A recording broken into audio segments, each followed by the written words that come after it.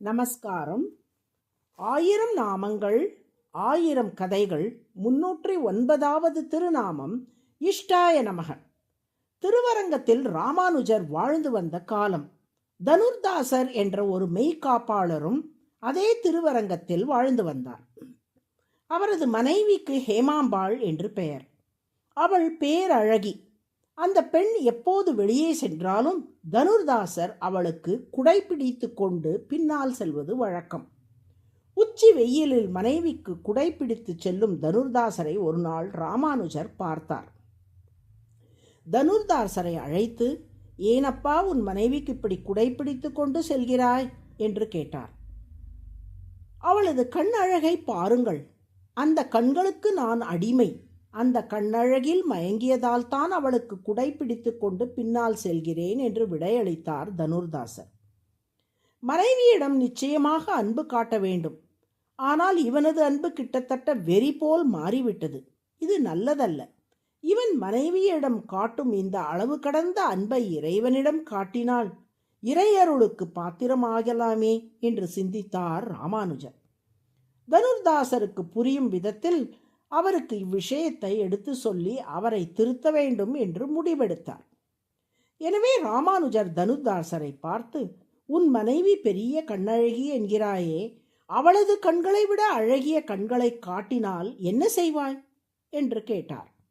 அப்படி என் மனைவியின் கண்களை விட அழகிய கண்கள் இருந்தால் இனி அந்த கண்களுக்குத்தான் நான் அடிமை.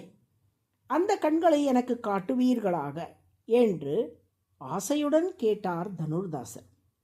என்னுடன் வா என்று தனுர்தாசரை அழைத்து சென்ற ராமானுஜர் திருவரங்கத்தில் பள்ளி கொண்டுள்ள அரங்கன் முன்னே அவரை நிறுத்தி, இந்த கண்களை பார் என்றார். அடுத்த நொடியே அரங்கனின் கண் அழகுக்கு மயங்கி அவருக்கு அடிமையானார் தனுர்தாசர்.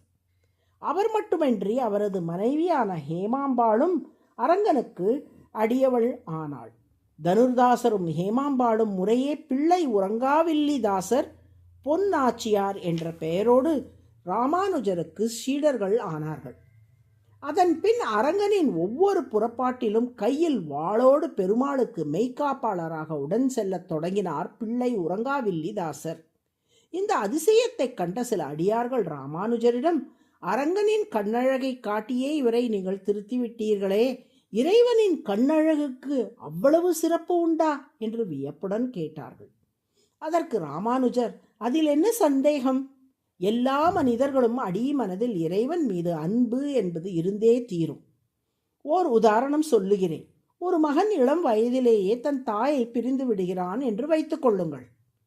பல வருடங்கள் கழித்து தற்செயலாக தன் தாயை அவன் சந்திக்கிறான். அந்த பெண் தனது தாய் என்பதை இவன் அறியாத போதும் இவனுக்கு தன்னை அறியாமல் அவள் மீது ஒரு அன்பு வரும் அல்லவா? அதுபோலத்தான் இறைவனும் நமக்கெல்லாம் தாய் போன்றவன். ஊழி காலத்தில் ஆளிலை கண்ணனாக வந்து நம்ம எல்லாம் அவன் வயிற்றில் வைத்து சுமந்தவன் அல்லவா அவன்? ஒரு தாய் குழந்தையை வயிற்றில் சுமந்து காப்பது போல் நம் அத்தனை பேரையும் வயிற்றில் சுமந்து காத்திருக்கிறான் இறைவன். எனவே தான் ஒருவன் இறைவனை பற்றி அறியாதவனாக இருந்தாலும், பக்தியே அடியோடு இல்லாதவனாக இருந்தாலும் கூட அந்த மனிதனும் இறைவனின் திருவடிவத்தை காணும்போது அவனுக்கும் தன்னை அறியாமல் ஆழ் மனதிலிருந்து இறைவனை நோக்கி அன்பு என்பது ஏற்படும். நாத்திகர்கள் என்று சொல்லிக் கொள்பவர்கள் கூட உள்ளூர இறைவனை வழிபடுவதை நாம் பல சந்தர்ப்பங்களில் காணலாம். ஒரு நாத்திகன் கோவிலுக்குள் நான் வரமாட்டேன் என்றான்.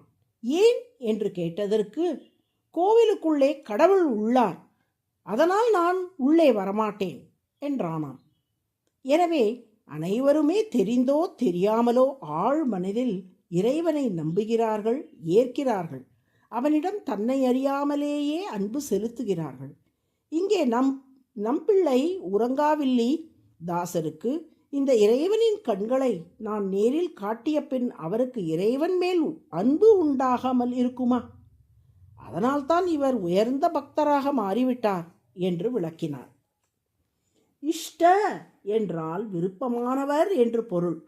ஊழி காலத்தில் ஆளிலை கண்ணனாக வந்து அனைத்து உயிர்களையும் தாய் போல் வயிற்றில் வைத்து சுமந்தபடியால் திருமால் அனைத்து உயிர்களுக்கும் தாய் போன்றவர். அனைத்து உயிர்களும் தம் தாய் ஸ்தானத்தில் இருக்கும் அவரிடம் தங்களை அறியாமலேயே அன்பு செலுத்துகிறார்கள். இப்படி அனைத்து உயிர்களாலும் விரும்பப்படுபவராக திருமால் திகழ்வதால் அவர் இஷ்ட என்று அழைக்கப்படுகிறார். அதுவே சகஸ்ரநாமத்தின் 309வது திருநாமம். இஷ்டாய நம என்று தினமும் சொல்லி வரும் அன்பர்களின் நல்ல விருப்பங்கள் அனைத்தும் நிறைவேறும்படி திருமால் அருள்வார்.